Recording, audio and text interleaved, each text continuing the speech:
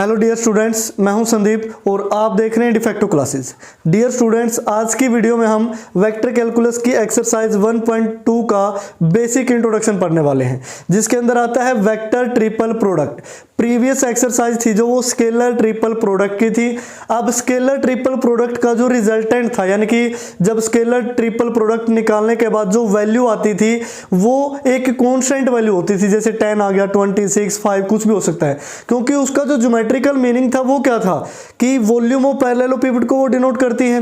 लेकिन यहाँ vector triple product के अंदर जो रिजल्टेंट होगा वो एक वेक्टर की फॉर्म में होगा। क्लियर? यानी कि जब हम 3 वेक्टर का वेक्टर ट्रिपल प्रोडक्ट करेंगे तो रिजल्टेंट भी क्या आएगा, एक वेक्टर ही आएगा, एक कांस्टेंट वैल्यू नहीं आएगी। तो इसको समझते हैं, सिंपल सी डेफिनेशन है। If ABC are any 3 vector, अब एबीसी कोई भी 3 वेक्टर हैं, then the cross product of A, अगर हम ए का cross product B cross C से लें, या फिर इसकी जगह पे क्रॉस प्रोडक्ट ले ए क्रॉस बी का सी के साथ, तो इन दोनों केस में हम इन दोनों को क्या बोलते हैं, वेक्टर ट्रिपल प्रोडक्ट। लेकिन दोनों की नोटेशन क्या है, अलग अलग। जैसे अगर ए के क्रॉस में बी क्रॉस सी लिया है, यहां ब्रैकेट है, तो दिस मींस ए का क्रॉस प्रोडक्ट है बी क्रॉस सी के साथ। और अगर ए क्रॉस बी का क्रॉस प्रोडक्ट लिया है सी के साथ, तो वो एक अलग चीज है तो ये क्रॉस प्रोडक्ट ही, लेकिन रिजल्ट क्या आएगा, अलग आएगा। यहां आप ये लिख सकते हो कि है कि जो A का क्रॉस प्रोडक्ट अगर आप B क्रॉस C के साथ लेते हो तो वो कुछ अलग आएगा, और अगर आपने A क्रॉस B और C का क्रॉस प्रोडक्ट लिया तो ये कुछ अलग वैल्यू आएगी, ये इक्वल नहीं होंगे जनरल केस में। हो सकता है कि कुछ स्पेशल ऐसे वेक्टर हो जिसके केस में ये इक्वल हो भी जाए, कुछ स्पेशल वेक्टर है कि नहीं, लेकिन जर्नल केस में ये नॉट इक्वल होते हैं। लेकिन स्केलर ट्रिपल प्रोडक्ट में ऐसा नहीं था, वहां चाहे ए बी पहले लिखा हो या बाद में लिखा हो, जैसे मर्जी हो, वो एक जैसा ही रहता था, क्योंकि वो क्या थी, स्केलर वैल्यू थी। तो ये था भी इसका जर्नल सा मीनिंग भी, कैसे इसको डिनोट करना और क्या इसकी डेफिनेशन है। अब जो मेन मुद्दा है इस एक्सरसाइज का वो है expansion formula of vector triple product, कि वेक्टर ट्रिपल प्रोडक्ट का जो एक्सपेंशन फॉर्मूला है वो हमें क्या कहते हैं। उसके लिए देखिए 2 रिजल्ट है हमारे पास, कि अगर आप ए का क्रॉस प्रोडक्ट बी क्रॉस सी के साथ लेते हो तो ये एंड वाले वेक्टर ए डॉट सी, इनका तो आएगा डॉट प्रोडक्ट, और उसकी मल्टीप्लाई बी वेक्टर के साथ होगी। यहाँ एक चीज का ध्यान रखना, यहाँ ए और सी का डॉट प्रोडक्ट है और उसकी मल्टीप्लाई बी वेक्टर के साथ है, कहीं यहाँ भी डॉट सोचो इसको, तो अगर तीनों का डॉट प्रोडक्ट हो गया तो स्केलर वैल्यू होगी, नहीं, ब्रैकेट के अंदर डॉट प्रोडक्ट और बाहर उस वेक्टर के साथ मल्टीप्लाई, जैसे स्केलर की मल्टीप्लाई करते हैं भी 5 की किसी वेक्टर के साथ मल्टीप्लाई करनी हो तो आई जे के वाले सारे कोफिशिएंट के साथ 5 के मल्टीप्लाई कर दो। ऐसे ही माइनस, फिर क्या करना है कि एक तो ये ब्रैकेट वाला, एक ये बिना ब्रैकेट वाला, स्टार्टिंग के ए बी लेना है, उसका ए बी का डॉट प्रोडक्ट की मल्टीप्लाई किसके साथ करनी है, सी वेक्टर के साथ। ऐसे ही दूसरा केस, अगर ए क्रॉस बी क्रॉस सी हो तो देखिए फर्स्ट एंड लास्ट क्या है, ए और सी, ए और सी का डॉट प्रोडक्ट तो मल्टीप्लाई करनी है बी वेक्टर के साथ। उसके बाद बी सी, एक तो ब्रैकेट के एंड वाला और एक ब्रैकेट के बाहर वाला, बी क्रॉस सी का क्रॉस प्रोडक्ट और मल्टीप्लाई करनी है ए वेक्टर के साथ, यानी कि डॉट प्रोडक्ट आपने नहीं लेना, ये क्या है, जस्ट मल्टीप्लाई है। तो यहां से फर्स्ट रिजल्ट को प्रूव करते हैं भी। फर्स्ट रिजल्ट क्या कहता है, फर्स्ट रिजल्ट को प्रूव करने के लिए हमारे पास 3 वेक्टर होने चाहिए। तो हम फर्स्ट को मान लेते हैं ए वेक्टर, जिसकी वैल्यू है a1i plus a2j plus a3k, ये कोई वेक्टर है। अब बी वेक्टर हम मान लेते हैं, बी वेक्टर में हम ऐसे लिखते हैं कि b1i plus b2j plus b3k, इस तरीके से। सी वेक्टर हम मान लेते हैं कि c1i plus c2j plus c3k। अब हमें क्या निकालना है हेयर, अब फर्स्ट रिजल्ट को हम प्रूव करेंगे भी। पहले कहते हैं कि b क्रॉस c निकालो, तो हम क्या निकालते हैं, b क्रॉस c। तो b क्रॉस c यहाँ डिटरमिनेंट फॉर्म, यहाँ लिखोगे i j k। क्लियर? अब b के कोफिशिएंट क्या है, b1 b2 b3, तो यहाँ से आया b1 b2 b3, c1 c2 c3। इसको हम करते हैं एक्सपेंडिंग अलोंग रो फर्स्ट के अलोंग एक्सपेंड करते हैं, तो आई एज इट इज, ये तो यहाँ b2 c3 होगा, b2 c3 minus c2 b3। Clear? इसके साथ आएगा i, और j के साथ आता है नेगेटिव, तो यहाँ से देखिए j वाले को छोड़ देते हैं, b1 c3 माइनस C1B3 और इसके साथ क्या है J, इसको बाद में लगा लेते हैं। उसके बाद प्लस यहाँ से K को छोड़ दो तो B1C2 माइनस C1B2 और इनके साथ क्या है K। अब क्या करते हैं कि नेगेटिव कॉमन ले लेते हैं, हर जगह पॉजिटिव रख लेते हैं, तो ये आएगा B2C3 माइनस C2B3, ये I प्लस हो जाएगा, नेगेटिव को अंदर लेके जाओगे तो ये क्या बनेगा C1B3 माइनस B1C3J और प्लस यहाँ B1C2 माइनस C1B2K। इनकी I और K वाले तो एज इट इज लिखे हैं, बस J वाला ये नेगेटिव अंदर लेके चले गए। अब B क्रॉस C हुआ। अब हमें निकालना है एंड A का हमें क्रॉस प्रोडक्ट लेना है किसके साथ, ये जो B क्रॉस C वेक्टर आया है, क्या आया है B क्रॉस C वेक्टर। तो जब इसका क्रॉस प्रोडक्ट लोगे तो क्या बनेगा, डिटरमिनेंट फॉर्म में हम क्या लिखते हैं IJK ऐसा लिखते हैं। लेकिन अब पहले A के कोफिशिएंट लिखने, A के क्या A1 A2 A3, तो यहाँ लिखेंगे हम A1 A2 A3।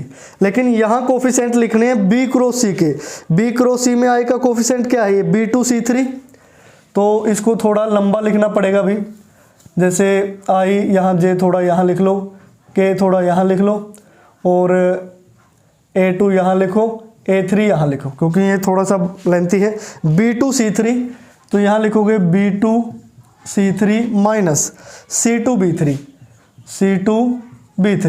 दूसरा आएगा C1B3 माइनस B1C3, तीसरा आएगा B1C2 माइनस C1B2, ठीक है ना C1B2।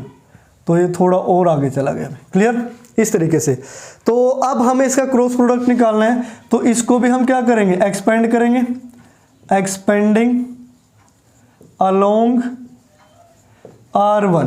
तो फर्स्ट रो से एक्सपेंड करते हैं तो I तो एज इट इज, तो I के साथ क्या आएगा अभी A2 की मल्टीप्लाई ही यहाँ होगी, तो ये क्या बनेगा A2B1C2, या इसको लिख सकते हो A2B1C2 माइनस A2 और उसके बाद C1B2। अब इनमें से हमें इनको माइनस करना है, जब माइनस करोगे तो नेगेटिव साइन आएगा, ये A3C1B3 और माइनस माइनस ये हो जाएगा प्लस A3B1C3, इनके साथ क्या लगा I लगेगा। अभी ये I वाली 4 टर्म हुई, 1 2 3 4, ये ध्यान रखना। उसके बाद अब J वाली टर्म देखो, J के साथ क्या आता है नेगेटिव, मैंने यहाँ पहले ही पॉजिटिव लगा लिया। अब J वाले में हमें कैसे माइनस करने होते हैं, इन दोनों की मल्टीप्लाई में से इन दोनों की मल्टीप्लाई माइनस करते हैं, लेकिन हम ऑलरेडी उल्टा करेंगे ताकि यहाँ क्या हो जाए पॉजिटिव हो जाए, इस नेगेटिव को बाद में फिर अंदर मल्टीप्लाई करते फिरेंगे, बात एक ही है। तो हम क्या करते हैं इसमें से A3 इसमें से ये घटा देते हैं उल्टा करके, तो ये बनेगा A3B2C3, यहाँ A3B2C3, इसको ध्यान रखना है 3 4 1 2 में कहीं कंफ्यूज हो जाओ। उसके बाद माइनस में A3C2B3 दो टर्म हुई। अब इनको हमने माइनस करना है, तो ये क्या बनेगा माइनस में A1B1C2 और माइनस माइनस प्लस हो जाएगा, ये A1C1 और B2, क्लियर। और इसके साथ क्या आया J वेक्टर आप लिखोगे, तो ये हो गया। अब K को नीचे लिख लेते हैं क्योंकि आगे जगह नहीं है, प्लस अब K वाले क्या आएंगे, K के हमने सामने की वैल्यू छोड़ दो, K तो पॉजिटिव आता है, A1 की मल्टीप्लाई यहाँ करोगे A1C1B3 माइनस A1B1C3 और इसमें से माइनस करना है ये माइनस A2B2 और C3, माइनस माइनस क्या हो गया प्लस। अब इसकी मल्टीप्लाई करोगे तो A2C2B3 और इनके साथ क्या आया K आया, क्लियर। तो ये आया स्केलर ट्रिपल प्रोडक्ट। लेकिन इसको हमें किसके इक्वल प्रूव करना है, इस वाली वैल्यू के इक्वल प्रूव करना है। तो ये मान लेते हैं कि यहाँ हमने फर्स्ट की क्या ली है, लेफ्ट हैंड साइड ली है, ये फर्स्ट पार्ट को हम प्रूव कर रहे हैं। तो अब हम इसकी निकालते हैं right hand side. Right hand side ये है, राइट हैंड साइड क्या कहती है कि A वेक्टर का डॉट प्रोडक्ट लो C के साथ, फिर उसकी B के साथ मल्टीप्लाई कर दो, माइनस फिर A वेक्टर का डॉट प्रोडक्ट लो B के साथ और फिर C के साथ मल्टीप्लाई कर दो। जब A डॉट C निकालोगे, A dot C, dot product में आई वगैरह क्या, आई डॉट आई क्या हो जाता है 1, तो ये क्या बनेगा A1 C1 A2 C2। तो यहाँ हम लिखेंगे A1 C1 A2 C2 A3 C3। इसकी मल्टीप्लाई बी वेक्टर के साथ करनी है। B1 क्या है, सॉरी बी वेक्टर क्या है, B1I B2J और B3K। इस तरीके से ये क्या है, वेक्टर है। अब एक चीज ध्यान रखना, जो ये हमने डॉट प्रोडक्ट निकाला, ये ब्रैकेट पहले वाली एक स्केलर वैल्यू होगी, जैसे 5 10 20 50 इस तरीके से। इस स्केलर वैल्यू की मल्टीप्लाई हमें वेक्टर के साथ करनी है। अब उसके बाद नेगेटिव साइन, जब ए का डॉट प्रोडक्ट बी के साथ करोगे, ये ए है ये बी है, A1 B1 A2 B2 A3 B3 आएगा। तो इस तरीके से लिखेंगे A1 B1 A2 B2 और A3 B3 और क्लियर। उसके बाद इसकी मल्टीप्लाई सी वेक्टर के साथ करनी है। सी की वैल्यू क्या है, C1I C2J और C3K के साथ। क्लियर, इस तरीके से।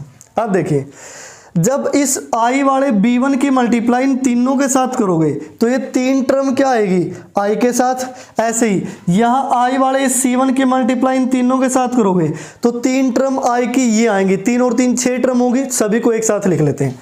तो इन तीनों की मल्टीप्लाई B1 के साथ होगी, तो ये क्या बनेगा, A1 C1 B1, इनके बाद B1 लगा देते हैं, plus A2 C2 B1 A3 C3 B1 और सभी के साथ क्या है, I कैप। ये जस्ट इसको ये मानो कि ये जैसे 5 है, तो ये क्या हो गया 5B1 I cap, 5B2 J cap, 5B3 K cap, यानी कि कॉन्स्टेंट के हम अंदर मल्टीप्लाई कर रहे हैं। तो J वाली ये तीन टर्म हुई, तीन टर्म तो यहाँ से आ गई, तीन टर्म हम यहाँ से ले लेते हैं क्योंकि I वालों को इकट्ठा कर लेते हैं, फिर J वालों को, फिर K वालों को। टोटल टर्म देखो कितनी होनी चाहिए, B1 की मल्टीप्लाई इन तीन के साथ तो तीन टर्म ही है, फिर B2 के साथ, फिर B3 के साथ, 3 6 और 3 9 और 9 18 टर्म होनी चाहिए। क्लियर, 18 में से 3 हमने ये लिख ली, इसकी 3 पहले वाली पहले लिख लेते हैं। तो ये माइनस इसके बाहर है, तो ये क्या बनेगा, माइनस A1 B1 C1 और माइनस A2 B2 C1 और माइनस A3 B3 और C1। तो ये I वाली 6 की 6 वैल्यू हमने लिख ली भी। क्लियर, 1 2 3 4 5 6 की 6 वैल्यू। ऐसे ही B के साथ भी क्या आएगी, 6 वैल्यू, यानी कि J वाली भी 6 वैल्यू आएगी। तो मैं यहाँ लिख देता हूँ, चलो यही लिख लेते हैं इसको, प्लस क्योंकि आगे लिखेंगे तो फिर। अब J वाली देखो, B2 की मल्टीप्लाई इन तीनों के साथ होगी, A1 C1 B2 plus A2 C2 B2 plus A3 C3 B2। ये J की यहाँ से 3 टर्म आई, यहाँ से J की 3 टर्म तीनों नेगेटिव आएगी। तो A1 B1 C2 माइनस है A1 B1 C2 और माइनस है A2 B2 C2 minus A3 B3 और C2 और सभी के साथ क्या है, J। क्लियर। अब प्लस में K वाली टर्म लिखते हैं, K वाली टर्म भी 6 आएंगी, तो B3 की इन तीनों के साथ मल्टीप्लाई होगी, A1 C1 B3, यहाँ से A2 C2 B3 और A3 C3 B3। यहाँ से तीनों नेगेटिव टर्म C3 की मल्टीप्लाई करोगे, minus A1 B1 C3 minus A2 B2 C3 minus A3 B3 और C3 और साथ में क्या है K। क्लियर, ये आई हमारी राइट हैंड साइड। अब इसमें देखिए जो I वाले हैं, A1 B1 C1 ये पॉजिटिव है, A1 B1 C1 ये नेगेटिव है, तो ये तो हुआ कैंसिल। ठीक है, अब देखो इसमें से क्या कैंसिल होता है, A1 C1 B2 A2 C2 B2 A2 C2 B2, यानी कि ये 2 2 2 तीनों क्या हो गए कैंसिल। यहाँ से भी, अब यहाँ से भी क्या कैंसिल होगा, देखो A3 B3 C3 और A3 B3 C3 ये पॉजिटिव नेगेटिव है तो ये कैंसिल, यानी कि 18 टर्म थे, 18 में से 2 4 2 6 कैंसिल होगी, 12 टर्म बची। यहाँ भी कितनी थी, 12। I के साथ देखो कि I के साथ वाली ये जो चारों टर्म है वो सेम है कि नहीं। यहाँ से देखो ये I के साथ वाली है A2 C2 B1 A2 C2 और ये है A2 C2 B1 और I के साथ देखो ये है A2 C2 B1, first term हुई। उसके बाद A3 B3 sorry A3 C3 B1 A3 और C3 B1 वो यहाँ है, A2 B2 C1 A2 B2 C1 negative का यहाँ है, A3 B3 C1 वो यहाँ है। देखो चारों टर्म ऐसे ही जब कंपेयर करोगे I वाली भी इक्वल, J वाली भी इक्वल और K वाली भी इक्वल, तो हम लास्ट में लिख देते हैं hence left hand side is equal to क्या हो जाएगी, राइट हैंड साइड के भी। बस ये आपने अच्छी तरीके से समझना है। तो ये आपका जो फॉर्मूला नंबर फर्स्ट है वो हो गया ड्राइव। ऐसे ही आपने फॉर्मूला नंबर सेकंड को ड्राइव कर लेना। सिमिलरली सेकंड रिजल्ट भी क्या होगा, ट्रू। बस यहां ध्यान रखना कि अगर ए और ब्रैकेट बाद वालों पे लगी हो तो फर्स्ट एंड लास्ट का डॉट प्रोडक्ट और उसकी मल्टीप्लाई बी के साथ, फिर जो ब्रैकेट के स्टार्टिंग में जैसे बाहर वाले के साथ ए बी आपने लेना है और ये जो लास्ट वाला फिर उसके साथ सी की मल्टीप्लाई। ऐसे ही फर्स्ट और लास्ट यानी कि ए डॉट सी की बी वेक्टर के साथ, और यहाँ देखो इसके साथ में ब्रैकेट वाला क्या है, बी सी की मल्टीप्लाई फिर ए के साथ नेगेटिव में। क्लियर। तो ये है expansion formulas for vector triple product, जो आपको आने चाहिए भी एक्सरसाइज के अंदर, इनके डायरेक्ट रिजल्ट यूज होंगे। क्लियर।